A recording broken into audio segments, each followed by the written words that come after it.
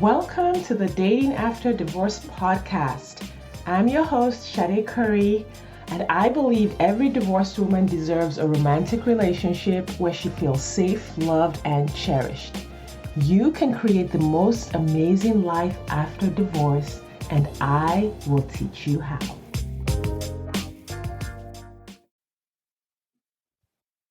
Hey everybody, welcome back to the Dating After Divorce podcast. I'm your host, Shade Curry. I have my dear friend, fellow coach and colleague on Zoom to tell you her story, the amazing Maisie Hill. Hi, Maisie. It's good to have you. I know we're already laughing already. Okay, well, let me introduce you and then we'll just jump right in.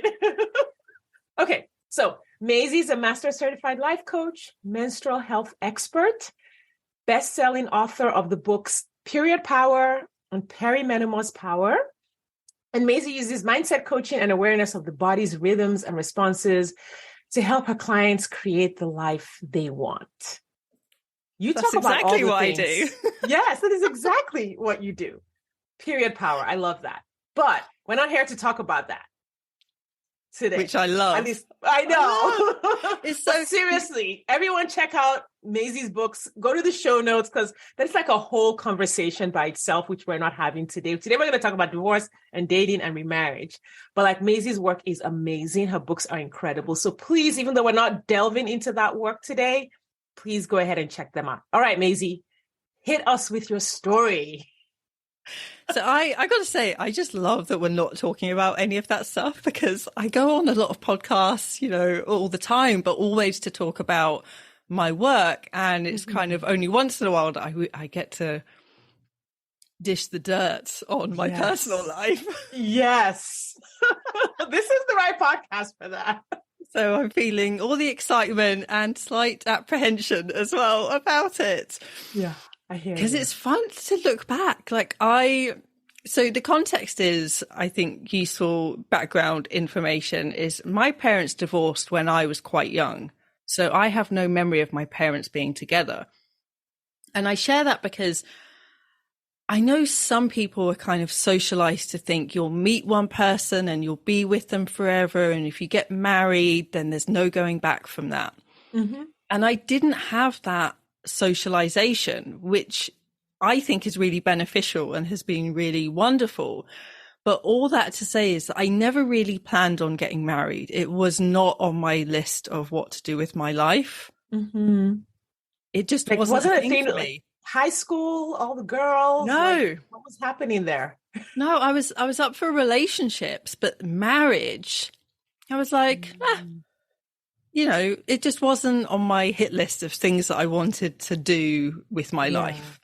Yeah. I think I was open to it, but it was never a plan that I had. Yeah. And it sounds like that's a benefit of your parents just not making it a thing. Yeah, totally. Yeah, it was good. But then I ended up getting married when I was, I think, 21 or 22. Yeah. That was young. Again, not the plan. And, you might wonder why, and I definitely ask myself that question still, but I'd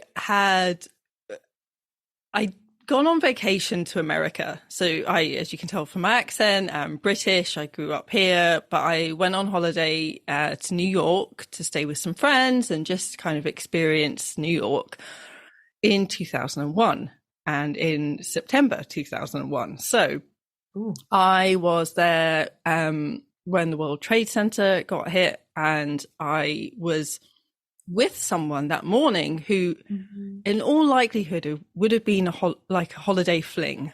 Mm-hmm. When people talk about, you just go on vacation, you meet someone, you have a fun time, and then that's it.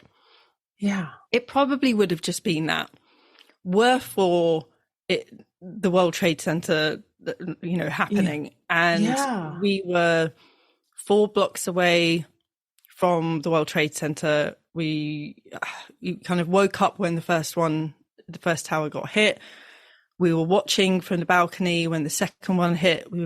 His mum worked in one of the buildings. We were trying to figure out where she was. And she got out okay, but so many people from that neighborhood didn't. And so we went through this like really traumatic couple of weeks of like, you know, there was no water supply. We were filling up all the residents' like bathtubs with water and kind of like really in this intense experience together. Yeah. And then weeks later, I went back to the UK and, you know, we maintained the relationship. Mm-hmm. And I eventually moved to America, and I was there on a student visa, and we were still in a relationship. So we'd been together for a couple of years, something like that. And then it got to the point where it was like, okay, if we want to keep this relationship and live in the same country, we actually need to get married or I need to marry someone. Yeah. Had you always planned to, you know, come over after, or was the relationship like a factor in you deciding to come back? Yeah, I hadn't planned on coming back. It was only like I met this guy. Now we're in this intense relationship, particularly because we've gone through this trauma together.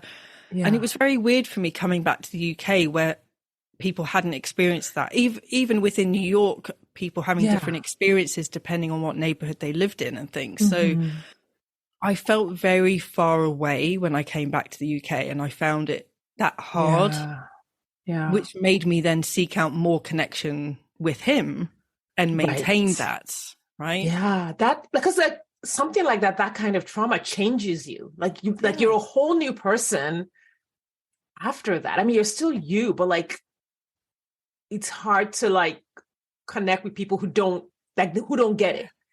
Yeah. Totally. Yeah. And like anytime it would come in the news, I would just burst into tears. I was like very triggered by the sound of helicopters for years after, because that was just the sound of the neighborhood afterwards. You just heard helicopters all the time. Yeah. And so it's like quite a unique experience to go through this. And, you know, it became the foundation of our relationship. And, you know, whilst I was studying and I was living in New York and we were living together, you know, it just became, just the eventual, well, if we're going to stay together and live in the same country, wherever we decide we're going to live, we need to get married, basically. Yeah. And then I'm thinking, well, we'll just have this little wedding, you know, we'll go to City Hall, get dressed up, that kind of thing. And we ended up having this massive wedding. Oh, goodness. Yeah. I got to send you the photos of me in the wedding dress. Did you wear a long white dress, Maisie? Oh, my gosh. Massive. Not only that, I think the most shocking thing when you look at it is I have like hardly any tattoos in it, but I have these huge fake nails as well.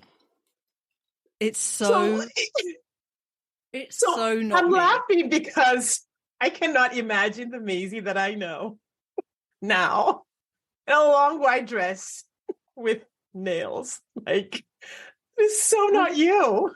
I know. And I feel like the wedding day is like a kind of what the marriage ended up being. Was like me not being me. Yeah. Right. Because his family really wanted this big wedding. You know, they wanted me to sit there. You know, there's that scene in, I forget if it's in Goodfellas when they get married and they have to sit at the wedding reception and be handed envelopes of money from all the families. That's what they wanted me to do. And I was like, what? I can't sit there and just have people hand me money. That's so weird.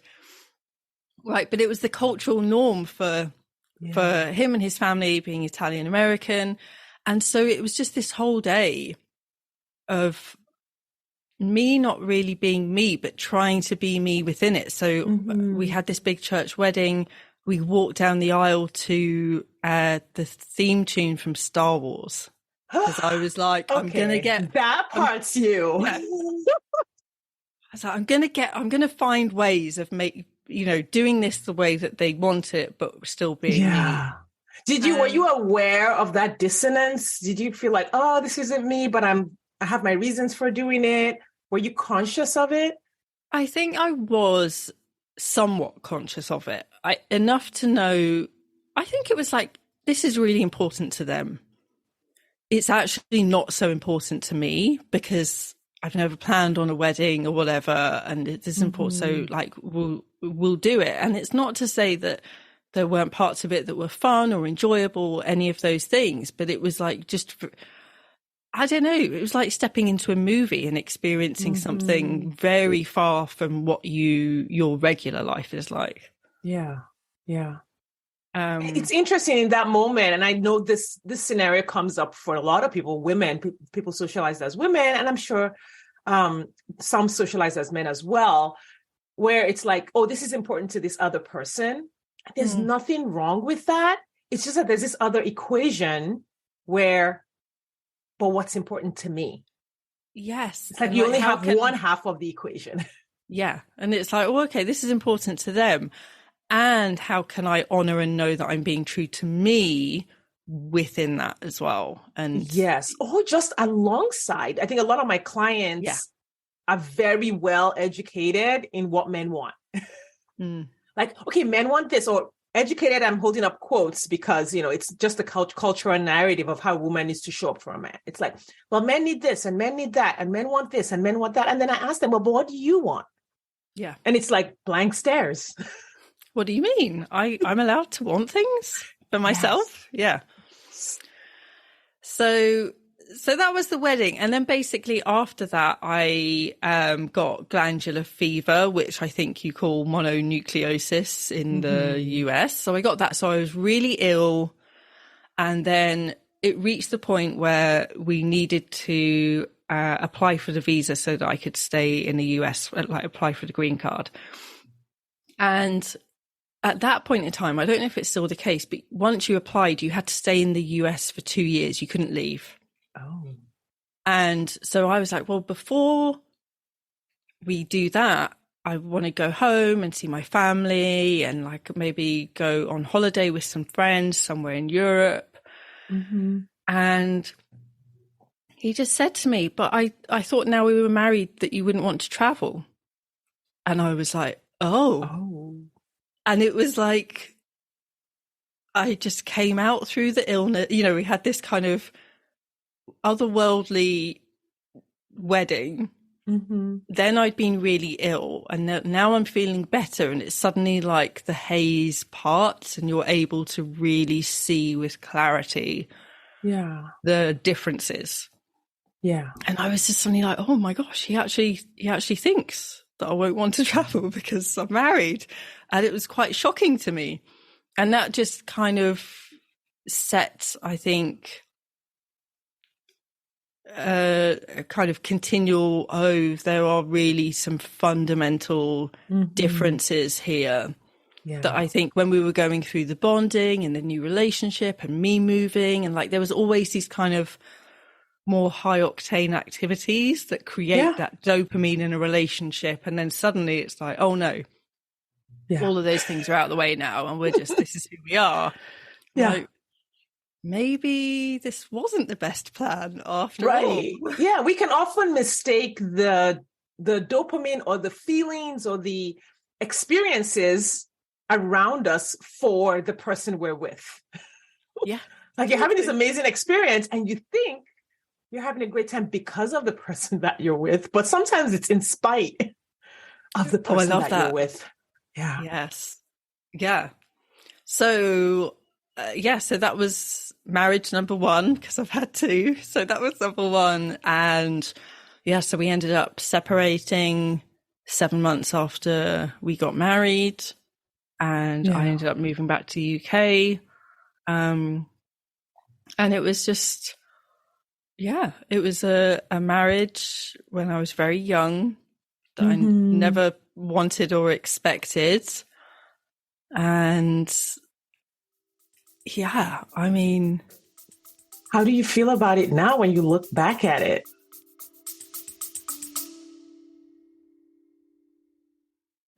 Do you wonder exactly how divorced women just like you are meeting eligible men who want a real relationship and a commitment? They're doing it by dating with their core values. Your core values are the GPS that lead you to the partner you've been looking for. When you use your core values on dating apps, text messages, and at social events, you will easily connect with your true match partner without chasing, settling, or wasting time with non-committal men. I have taught exactly how to do this in the 2-hour Core Values Dating Blueprint course available on my website, shadecurry.com/dating. That's SADECURRY.com/dating. You will learn exactly how to identify your core values and use them on your dating profile, how to ask the right questions via text, and how to tell the right stories on dates so that you attract the right people and repel those who aren't right for you. If you're ready to meet your true match, hop over to shadecurry.com/dating or click the link in the show notes. Now back to the episode. Well, I mean, it's like a lifetime ago, right? That's like, because I'm 42 now, so that's two decades ago. Yeah. And I don't know, I think I was quite naive and kind of in the thrill of adventure in my life, whatever that looked like, whether it was a new country or a new relationship or a marriage. And at this point in time, you know, I didn't know that I'm autistic. So I didn't have that understanding as well. And often, you know, one of the autistic traits that some people have, not everyone, but that is like attaching to someone in quite a, not always an appropriate way, and like in a creating attachment and connection that is maybe not the best, or I don't know, I can't think of a way to describe it. But now I look back and I'm like, oh man, I was so young. Yeah. Do you feel regret, or like, do you think, hey, I hurt this person, or I hurt people in that situation? Okay. I don't have that. And he and I communicated kind of long after, because in the breakup, you know, he thought I'd stolen things, but there were all these like crazy rumors going round about how I'd acted that weren't true. And so we did end up having a conversation by email years later, when he was doing some kind of inner growth work on himself and wanting to understand things. And, you know, he was like asking me some questions. So we had a very honest conversation then about things. So I didn't feel any regrets. I don't think there was, I mean, it was also so long ago, it's quite possible that I'm omitting things because I just haven't thought about them. I ask that because this story is more common than one would think. Oh, I'm relieved. And that's why I brought it up, because I think people who I eloped with my ex-husband, and there was a similar, very scandalous, it was a huge scandalous thing on my college campus, blah, blah. There were like a lot of rumors. And I look back and I realized that like, there's a whole bunch of people who do that. A whole bunch of people elope. Yeah. And I think the narrative around relationships and marriage and just how much drama and entertainment people make of it shames that very common youthful mistake in a way that maybe we don't shame the 21-year-old boy who does drugs for 6 months straight and then comes out of it and is like, okay, I'm done, right?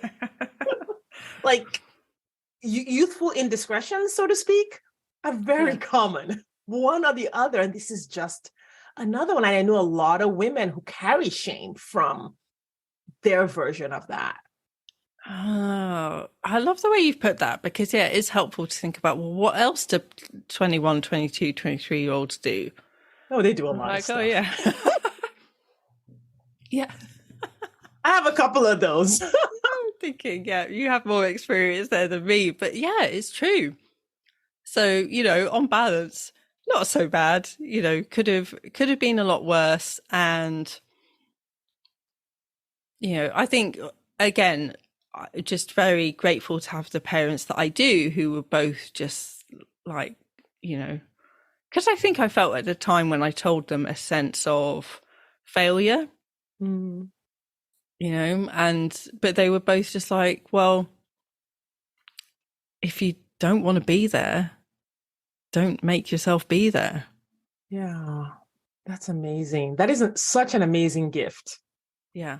Such an amazing gift to have your parents who are that self-aware and that loving and who let you be who you were, even if that changed. Like, yes, she wanted to be there. Okay, now she doesn't want to be there. Let's go. Yeah. Amazing support. Yeah. Yeah, totally. Yeah. So that was marriage number one. And then marriage number two, people like to repeat themselves throughout their lifetime. And this is definitely a case of that. So I heard from someone in New York. Okay. Yeah. It's on brand.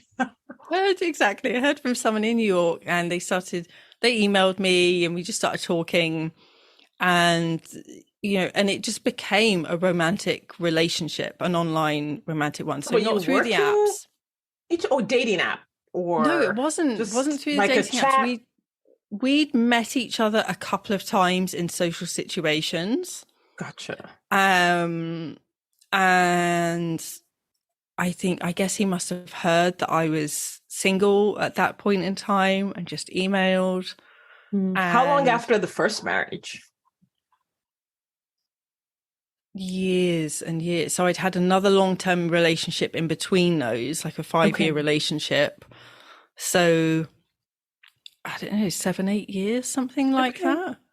And so we had this long distance relationship for 2 years or so. At the time I was studying here in the UK. He was in New York. I was also in China for a semester as part of my degree. But we got married very, very quickly. So we got married like 6 months in. Okay. Do you know why? What was the... Again, it was this idea of like, well, if we want to be together, if we want to be together longer than this many days at a time, then this is the way to do it. And, we were just also in love and I don't know, it just seemed like the right plan. Yeah, and I think one of the building blocks of like a healthy we as a species, I feel like we just have no idea what goes into a relationship. And so of course it would make sense. And I think my thinking at the time is, this is different. Right.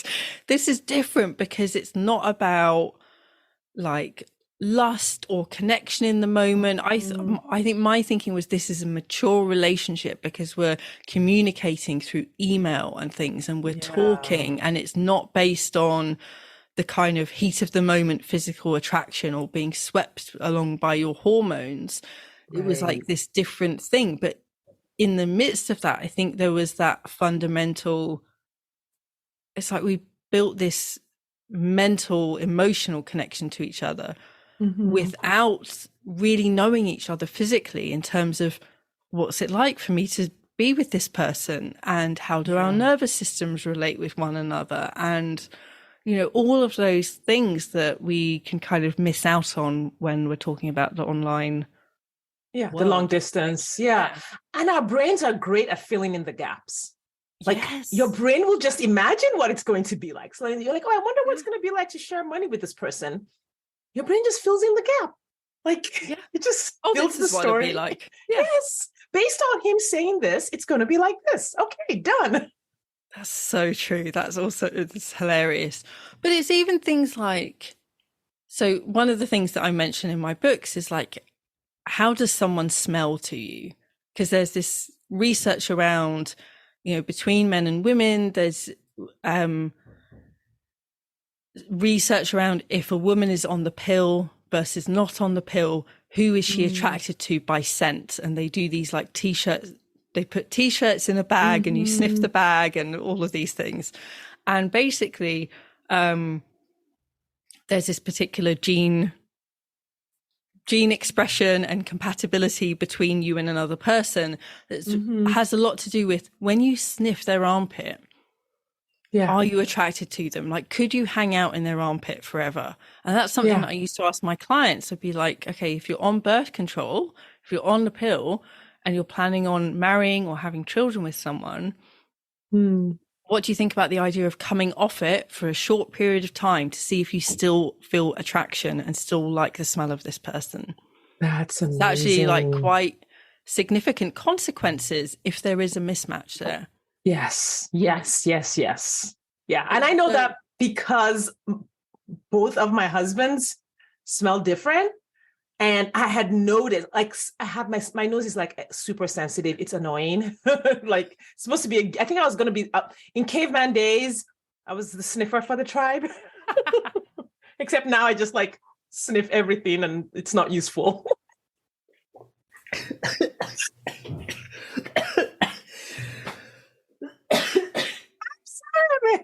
Oh, I was just laughing too hard. But it's true because, you know, I'm very sensitive. You know, I'm like very sensitive to sensory input just as a whole.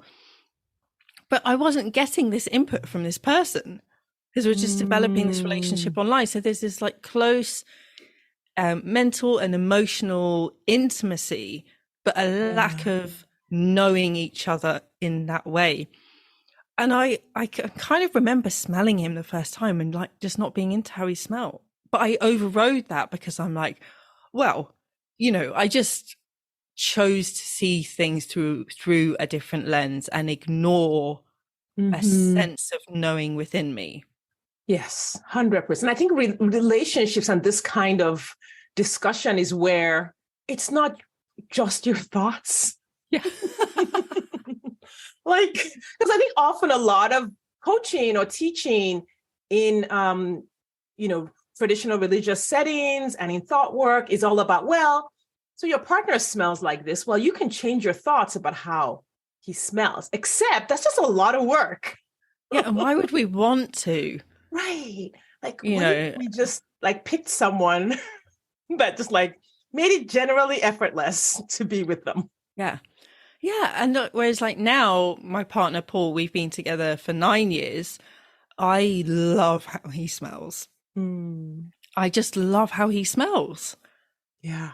Like, I'm like, I just love like smelling his armpit at the end of the day. You know, when ordinarily people would maybe feel like a bit self-conscious about how they smell because their scent is coming through. I'm like, oh no, I love it. Yeah, I love it. And you can still annoy the absolute crap out of me at times. Oh yeah. And I will need to manage my mind around some of the things you do or don't do. But there's that fundamental connection and attraction and compatibility. Yes. Compatibility is huge. Attraction is huge. I think a lot of my clients worry that, well, I'm only attracted to these bad guys and I'm never attracted to the nice guys. And then they think it's because they're broken. Oh, well, can I say something about that? Yes, please.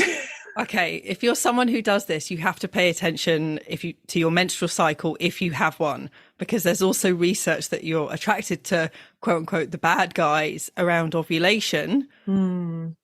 Because there's this sense of like virility and fertility and strong gene expression and things. And then the second half of your cycle, when your body thinks there's a chance you could be pregnant, so it's more concerned with safety and provision of resources.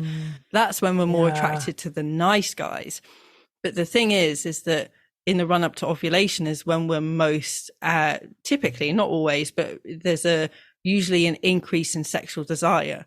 So there's that correlation between increase in sexual desire at the same time when you're attracted to the bad guys.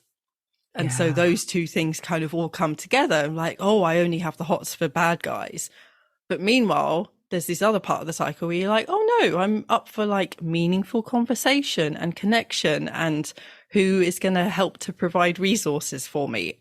You know, and I say that knowing that like you're all capable of providing resources for yourself, but that's how our brains are still working with that like primitive desire. Yeah. It's like, am I going to be able to lie here on the sofa and watch Netflix and he bring me the ice cream from the freezer?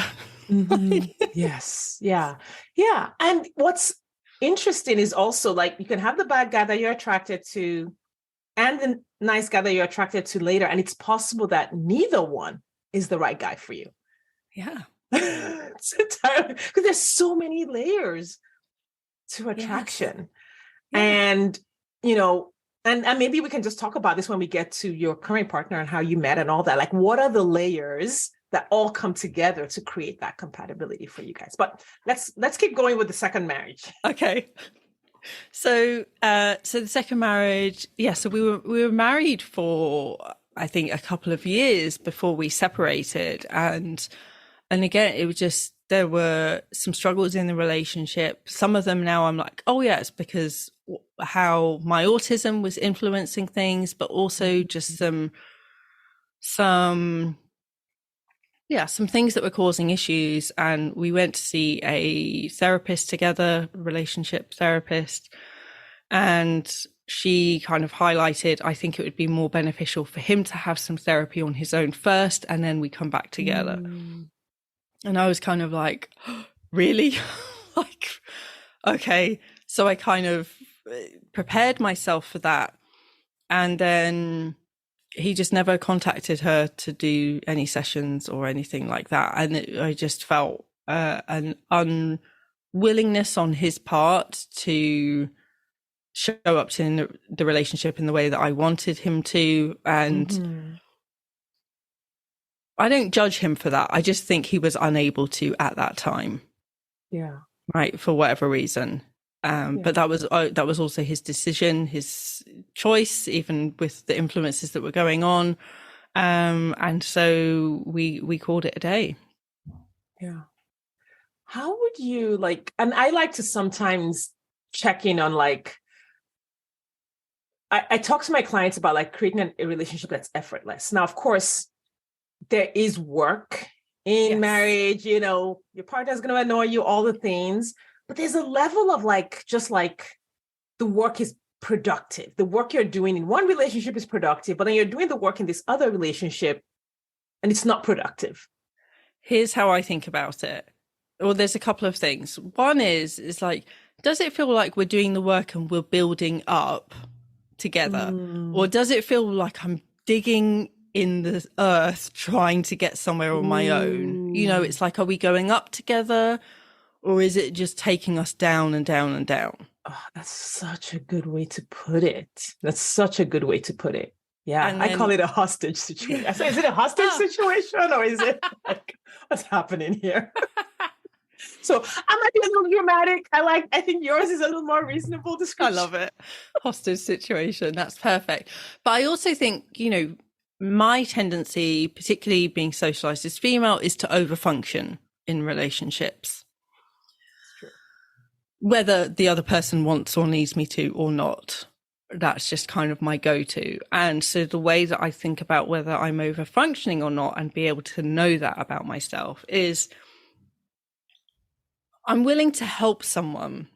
I'm willing to give them like I call it like a bunk up is what we call it in the UK. So if there was a garden wall that was a bit taller than you and someone was trying to get over that garden wall, like you'd maybe be willing to get on your knees and kind of put your hands together to give them that bunk up to get them over the wall, but they still have to get themselves over the wall. Yeah. Right. So that's me. I'm like, I'm willing to do that. Right. But often what I was doing in relationships was over functioning, which for me is like, I'm heaving them over the wall, whether they've said they want to go over the wall or not. You have them on your back and then you're climbing the wall. And just like doing far too much. And I think that's part of why my current relationship is so successful, is because I don't do that as much. I think there's still places where that's just my tendency. I do it, but far, far less. Yeah. Yeah. But then there are also like relationships where some people, men in the context of, you know, this conversation, request for that overfunction. It almost like pull on the woman to overfunction. Some of them by like being super passive, like I'm just not going to do anything, or I'm going to break everything and you're going to have to clean it up. And what happens in those situations is then women tend to overfunction because we're not willing to just let things fall. We're not willing for things, we're so attached to the outcome. Yes, definitely. And I think there were parts of that, and, particularly my career, now I'm a coach, but back then I was a practitioner. So I was like literally in the business of helping people. Mm. And so I think, my personality, my tendencies, my career choice all influenced that as well. But it was, I think I just noticed like a lack of care towards me as well in times when I was, really quite struggling, and I won't go into the specifics, but, it took working with the therapist for the therapist to go, that's not okay. Mm. Like that's a standard in a loving relationship, that's not okay.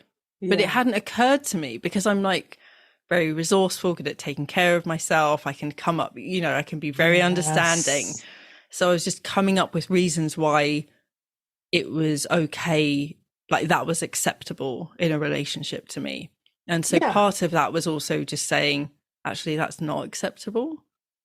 Mm-hmm. This is what I want in a relationship. And if you're unable or unwilling to meet me there, then this isn't a relationship that I want to be in. Yeah. Yeah. Our socialization as women is just, you take care of everyone and that's it. And so it can take a long time for it to occur to us that, hey, I need caring for too. Yeah, exactly. I need to be cared for and supported, and even asking for that mutual reciprocity. Mm-hmm. Then becomes hard. So for a lot of people, it's actually hard to ask for it. So, yeah. I mean, it is hard for me to ask often because it doesn't even occur to me to ask. Yeah. Right. And that's like the benefits of being someone who's very capable and resourceful. But it's also like the downside is I forget that other people can help me with these things. And this is quite common among people who are autistic as well. And, Paul, my partner, he'll often say, why don't you just ask me for help with that? And I'm like, I didn't think about it. And he's like very willing. So that's the interesting thing. Even with someone who is willing and able to help, if we're not giving them opportunities, then they're unable to. And that can be frustrating on both parts. Yeah, that's true. The audacious asks is how our colleague Serena Hicks puts it. She's like, yeah, you need to make some audacious asks. Like, even if it feels, find something to ask for. Make a support request, no matter how small, every day. Yeah. Yes, I love that. Okay, so after that relationship ended, how did you feel after? Like, you're like, okay, this is my second divorce. Like, how did that register with you?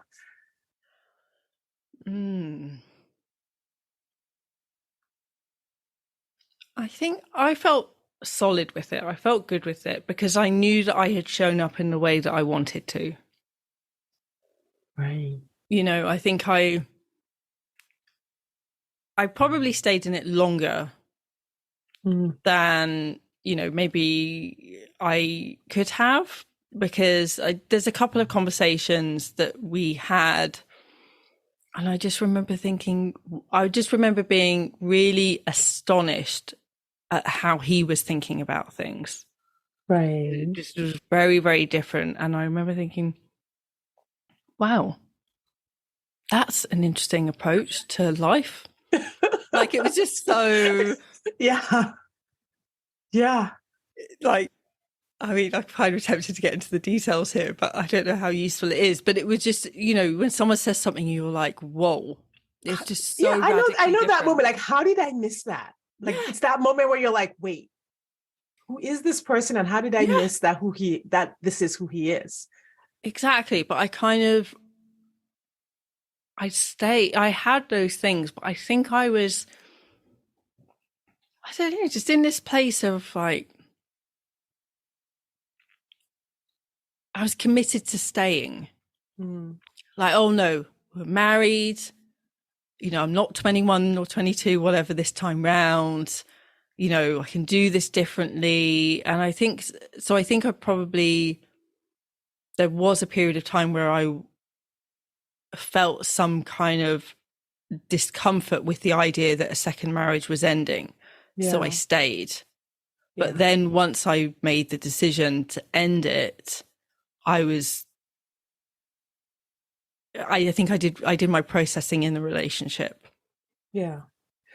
So, I mean, and I know this one was long distance. So, I mean, in general, it's just harder to see who the person is. Did you have any inkling at all? Were there any moments, even long distance, that you were like, oh, I don't know, this might be something we need to work out later? Yeah, probably. I mean, if for that specific example, I can think of other conversations he had about other people Right. that, like, my inner guidance system was like, oh, and the antennae are going up here. Like, what's this about? That's an interesting approach to life, right? Yeah. But Yeah. I Yeah. think I was thinking, oh, that's when I was probably, more blasé about things. Like, oh, that's just that relationship. That's, that Yes. wouldn't happen here. Yeah. Yes. Yes. Yes. We do think that. There are times when Um, that's true. There are times when that's true. A person can have like a relationship and struggling with a family member and all that, but you want to double check. Like, okay, I yeah, want to make sure this is the exception and not yeah, the rule. yeah. Yeah. And I think I'm a positive person. Like I think I have a lifting up effect on people. Mm, And I think I that's true. managed to, yeah. And I think I managed to find men in both my marriages who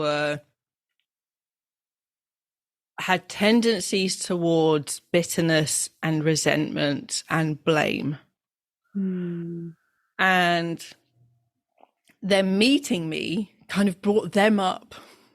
yeah. Right? It's like they had this, Yeah. and I think so. I think how they were in the relationship with me was affected by who I am and the kind of Right. influence I tend to have on people.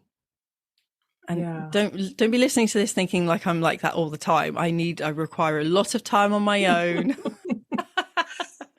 Right, which is Yeah. also probably why a long distance relationship really worked for me. Like I have a lot of long distance Yes. friendships now Yeah. because that style of communication really works for me. So we all have our moments, we all have our limitations and areas of growth, etc. But I think that was also kind of at play in both marriages. So they were kind of like sparked up a bit by me and Mm-hmm. how I was, and then with time, we all reveal our real humanness, including me. And then I was like, oh, here I am being like positive and kind of quite Yeah. a go-getter and like quite ambitious, with men who are more kind of heavy. Heavy. Yeah. Yeah. For those of us who've been married to in toxic, abusive marriages, we have a word for that. I don't know if it applies to your partners, but we call them emotional vampires. Just gonna say, heavy is another way you could say that. I'm just saying.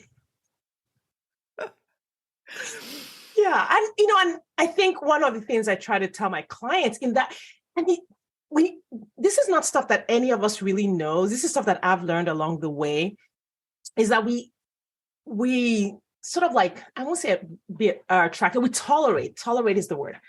We tolerate those situations because I think we forget just how precious we are, how Yes. precious our energy is, how precious our bodies are, how precious our futures are, how precious our goals and our career and our work. Yeah. Because when we see ourselves, which I mean, I don't know many women who are socialized to see themselves as this very precious vase full of golden light.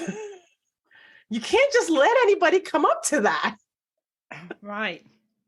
You And know? I can remember, because in the final year of the marriage, it was like the final year of my degree. I was also doing a postgrad diploma at the same time whilst working, paying the bills. Like there was a lot going on. And I remember like I finished my degree and it was at the point where, okay, I'm going to get my first clients. This is as an acupuncturist. I was already working as a doula and doing other therapies, but this was as an acupuncturist. I'm now qualified.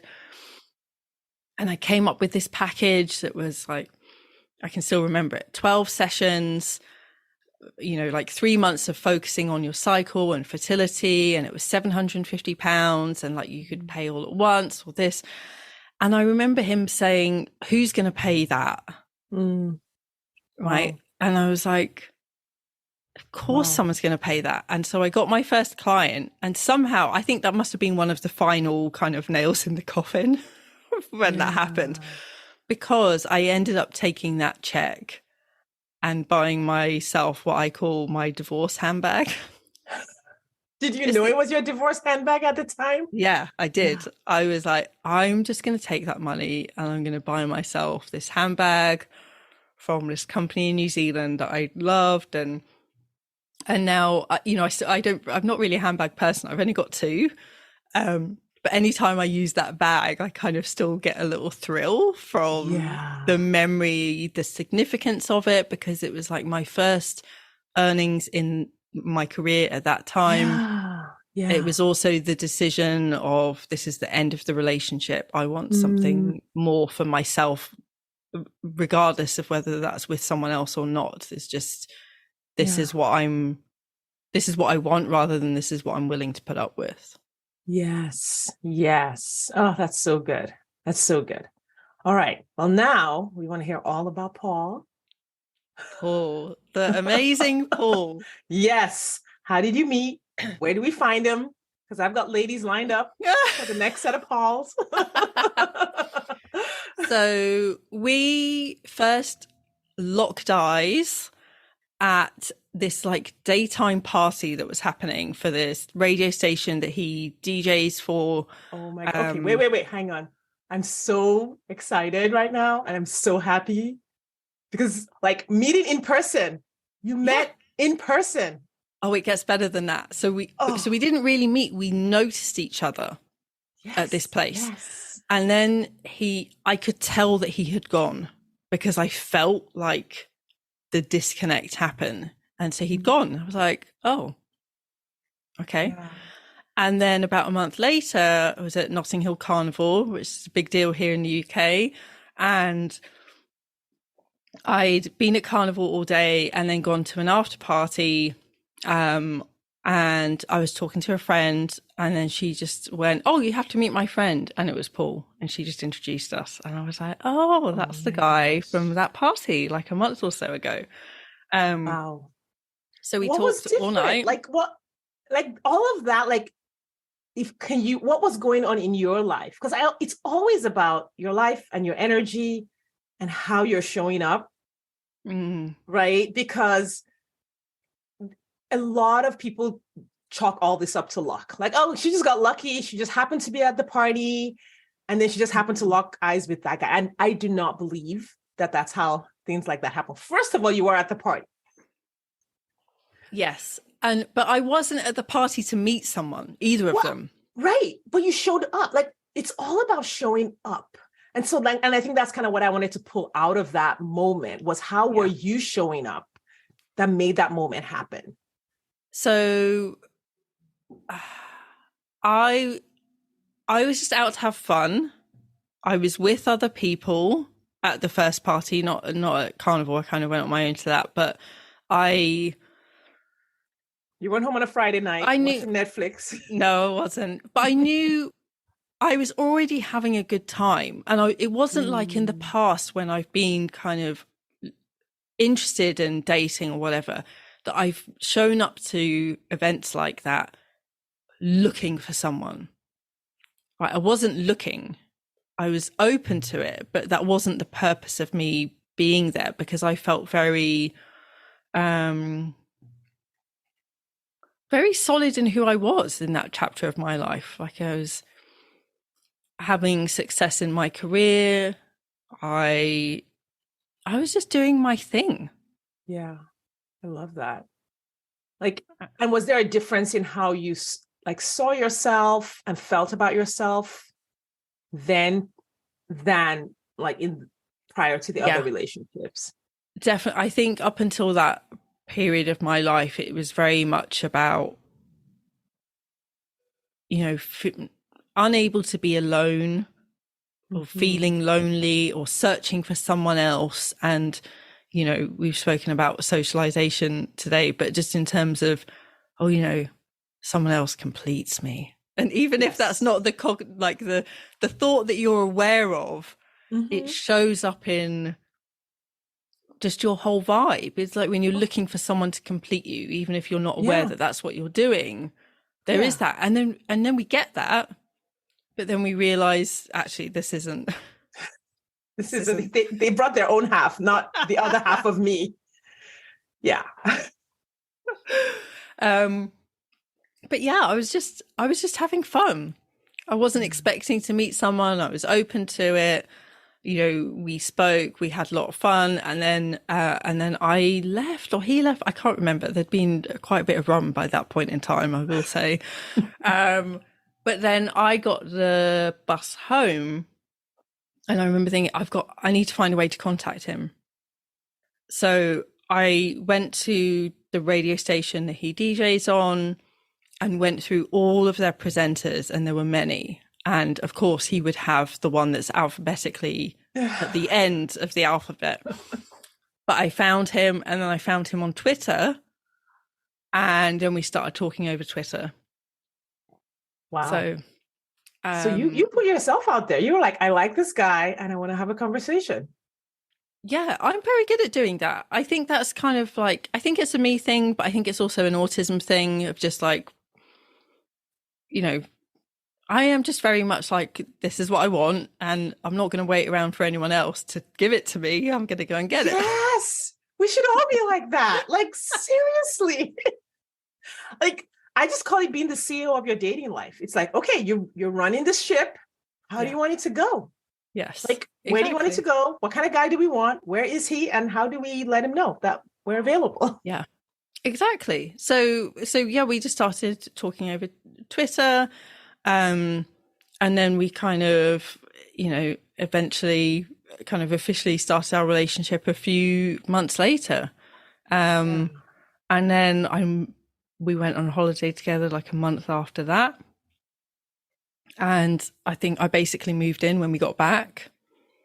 And it's been 9 years. Love it. So how did you know he was the one? How did you know he was, different from what you experienced, and like what gave you hope that this could be different?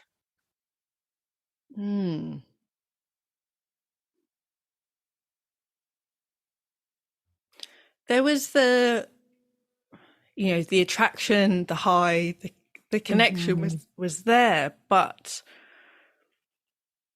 it felt there was enough of a kind of grounded foundation and enough points of connection and compatibility to go beyond that. And, I think when we were talking about our childhoods, which were different, but there were similarities there, and it felt like, okay, there was that mutual understanding there. We both also have a very low tolerance for nonsense, and I think part of what's made our relationship so successful is we really respect each other a lot. Yeah. But we both also know that the other one wouldn't tolerate any nonsense. So any talking out of turn, blaming, name calling, shouting, neither one of us are going to put up with that. Yeah. Which means that neither of us ever do it. Right. Yeah. I love that. And did you feel like when, and I know you probably weren't going down these points like at that time, but I believe that every woman, we have these sort of like checkpoints in us, but we just kind of override them, or we skip some of them. Like, were you thinking, okay, intellectually, we're kind of on the same wavelength, and we temperamentally, this is working, and our futures are working in terms of where we want to go. did you think more in those terms? Or was it more like, oh, we're on the same wavelength? Like, what were the things, like your criteria? I guess maybe that's the word. How was your criteria different? Yeah, this is interesting. I don't think I've ever thought about it like this. So what was most of us don't, except that No. I have to talk to my clients about it every day. And we get very granular because they come with so much. People are telling them all kinds of things. The men are telling them all kinds of things. They are second guessing themselves. I'm like, you know what? Let's just make it very practical. Like we just take away all the drama and say, here's what compatibility looks like according to psychologists. Where are you? Where's your, and then I just say, well, then that's what you're looking for. And it really just cuts out. But I like to take material from successful relationships. Yeah. That my clients can kind of hear it, not from my like coach list, but like just from a regular human perspective. Well, I think it was like something that felt really important to me, and I think I was aware of this at the time, is does it feel like this person is going to let me evolve and grow? Ooh, I love that. Right, because I'm so into learning. I'm always evolving and changing. And Paul and I kind of joke about that's also why we're still together, is because he gets a new Maisie every however many months or years. My husband, Ken, it's the same thing. Mine is like every 6 months. So there was that, because like some people, they're like, well, this is how I know you and this is who you are to me. And now you have to always be that person. Yeah. It's like, no, not really. That's not how I roll. But I will also say that Paul he's very solid in who he is. And so he actually hasn't, of course he's changed and evolved, but that fundamental core Paul has always remained the same. And I think that's something that he knew about himself. So that's the thing. I think he knew himself very well. Yeah. Already. He didn't need me to educate him about who he was and help him or whatever. I think he was just like, I'm great, take it or leave it. And I think I was the same. It's like still now he'll like compliment me on things. I'm like, yep, I know. And we laugh about it. I'm like, well, it's true. I know I'm fantastic. I'm amazing. Yeah. I love that. And that's think about how much energy is freed up for both people. Like you have just so much energy to grow and evolve and be who you are and contribute both in the relationship, outside of the relationship, because you're not like dragging anyone along. And then he's free to just be himself. Like, there is that, like my husband is free to like read, I don't know, close to 200 books a year. Because I'm like, yeah, you do you. Well, that's the thing. There's that mutual acceptance as well as the respect. Yeah. And, I like time on my own. I like quiet. I like to just think the things in my brain. Whereas Paul's someone who's like much more into conversation and being social and things like that. But we never expect each other to be anyone other than who we are. Yeah. And we find we find the ways to make it work. Yeah. It's never, and that doesn't stop us from having desires or preferences that we would like from each other. Mm-hmm. But we're not like asking ridiculous things of each other that we're never going to be. Yeah. But I think something else that was really key is I've always felt very safe with Paul. Like, just like we can be together. And it's not like I've experienced awful traumas or things that would make me feel unsafe in relationships, but there was still, things from my upbringing that had an impact on me. Mm-hmm. And so there's, this part, I think, in all of us where we're looking for, is this someone that I can be with? Like, do I feel safe with this person? Yeah. Can I trust them? Yeah. And Like, or is do I there have to that? look over my shoulder? Yeah, which I've definitely had, because I've had, you know, that 5-year relationship that was a big one on trust and trust being broken. Yeah. So I think probably I had had enough distance from that relationship to be able to trust someone, but also I wasn't being presented with someone who I needed to work on trusting them, because actually they're not someone that I should trust. Yes, yes, yes. That is so good. And I love that you said it that way, because I think a lot of women like second guess themselves, or they see themselves as broken. It's like, well, I'm not opening myself up to guys. I'm not trusting. I'm not intimate. I'm like, listen, half of them you can't trust. Let's just go. So let's just, it's okay Yeah. if you feel like in this moment you can't trust someone. That's okay. You're not supposed to trust everyone out there. Mm. You're supposed to check for safety and then you Yeah. trust. Yeah. Oh Yeah. my gosh. And he's just also, he's a lot of fun. He Yeah. makes me laugh like nothing else. And believe me, when I start laughing, I cackle like you wouldn't believe. And so, like, there's just a lot of humor and lightness. And I think that is really helpful, especially when we're talking about things that are challenging. Like, often we're able to laugh and make fun of each other and make fun of ourselves. And that's, you know, because we have a kid. He's about to be 7 years old. We definitely went through, you know, a stage kind of in toddlerhood, I guess, when it felt like, you know, we just got a bit tit for tat. Who's doing this? Who's doing that? I don't Mm-hmm. feel this. I'm not getting this, you know, Yeah. that side of things. Thank goodness for coaching, because Yes. I think that tit for tat could have stayed for a long time and been really harmful and unproductive. Mm-hmm. So yeah, thank goodness for Yeah. coaching. I totally hear you on that. My one-on-one coach is Amelia Kennedy, and she's actually a fair play coach. Oh, She's is also a she? feminist coach. Oh, I she's love the fair play stuff. Yeah, yeah. So yes, good. yes. And I wanted to highlight that just because I think we're not also educated on how children coming into the mix changes things. It doesn't Mm. mean that a either party is bad or something's wrong. Of course, we are socialized where there's more on the woman's plate, things like that. But we don't always have the tools to navigate that. And tools are available. And I'm glad there's more tools coming out. And coaches like Amelia, who are like she's just amazing at that. Like she's amazing at like helping me like, okay, so what do you want? Like when I'm venting, she's like, Mm. okay, so like you're in control of your life, first of all.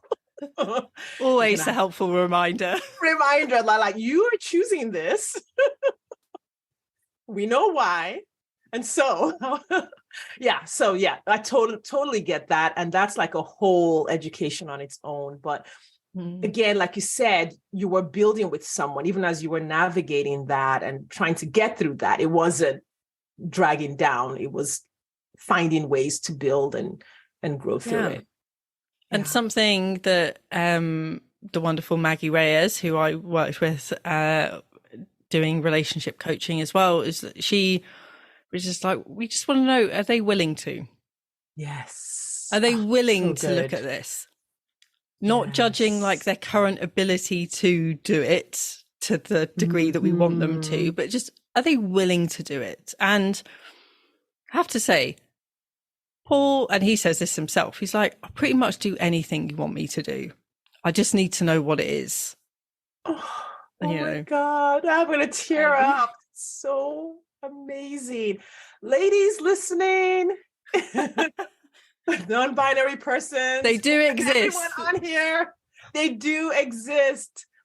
Whatever kind of relationship you're looking for, good humans who will show up for you really, really, really do exist. And this is why I tell these stories. This is why I love stories like yours. And I always want to bring, you know, people like you on the podcast to talk about just, I don't even like to call it success, because relationships like yours are supposed to be normal, not success.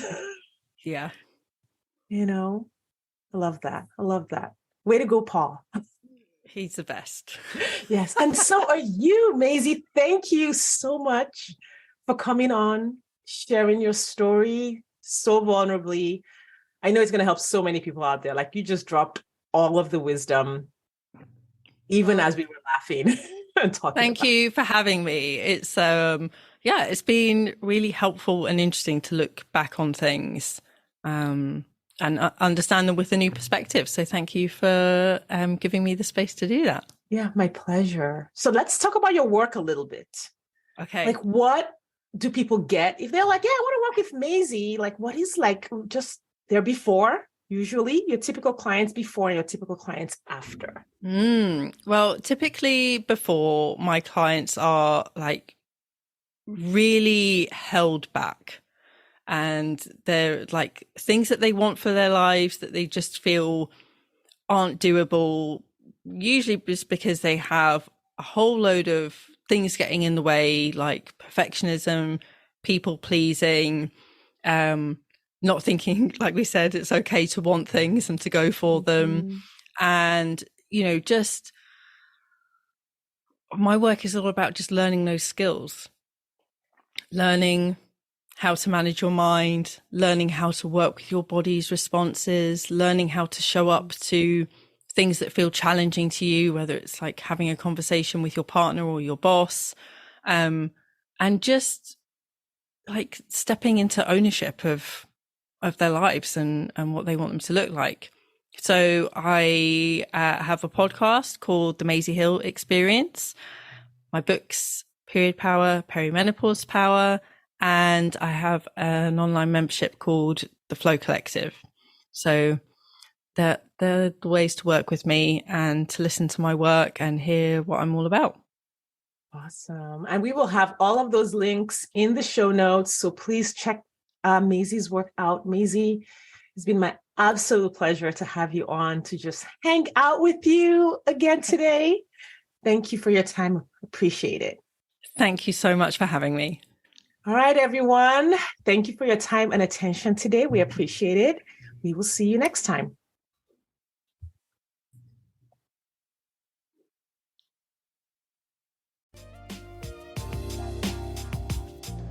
Thanks for listening today.